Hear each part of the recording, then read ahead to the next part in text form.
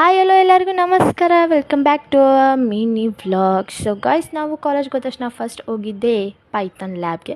So ಲ್ಯಾಬ್ಗೆ ಹೋದಾಗ ಸ್ವಲ್ಪ lab ಮಾಡಿಬಿಟ್ಟು ಹಾಗೆ ಒಂದೆರಡು ಕ್ಲಿಪ್ಪಿಂಗ್ಸ ತೊಗೊಳೋಣ ಅಂದ್ಬಿಟ್ಟು ವೀಡಿಯೋ ಆನ್ ಮಾಡಿದರೆ ನನ್ನ ಫ್ರೆಂಡ್ಸ್ ನೋಡಿಲಿ ಫೋಸ್ ಕೊಡ್ತಾ ಇರೋದು. ಹಾಗೆ ನಾನು ಕೊಟ್ಕೊಂಡು ಲ್ಯಾಬೆಲ್ಲ ಮುಗಿಸ್ಕೊಂಡು ಹೊರಗೆ ಬಂದರು. ನಮ್ಮ ಫ್ರೆಂಡ್ ಇಶು ಇನ್ನೂ ಹೊರಗೆ ಬರ್ತಿಲ್ಲ, ಅವಳಿಗೋಸ್ಕರ ವೆಯ್ಟಿಂಗ್. ಅದೆಲ್ಲ ಆದಮೇಲೆ 15 ಮಿನಿಟ್ಸ್ ಬ್ರೇಕ್ ಇತ್ತು ಅಂದ್ಬಿಟ್ಟು ಬ್ರೇಕ್ಗೆ ಹೋದ್ವಿ. ಅಲ್ಲೂ ಕೂಡ ಬಿಡದೆ ಒಂದು ವೀಡಿಯೋ ಮಾಡ್ಕೊಂಡ್ವಿ. ಅದಾದಮೇಲೆ ನಮ್ಮ ಕಿಪ್ಪಿ ಸಿಕ್ಕ ಅಂದ್ಬಿಟ್ಟು ಮಾತಾಡೋಣ ಅಂತ ಹೋದ್ವಿ. ಒಂದು ಸ್ವಲ್ಪ ಮಾತಾಡ್ಕೊಂಬಿಟ್ಟು ನೆಕ್ಸ್ಟ್ ಕ್ಲಾಸ್ ರೂಮ್ಗೆ ಹೋಗೋಣ ಅಂತ ಹೊರಟ್ವಿ.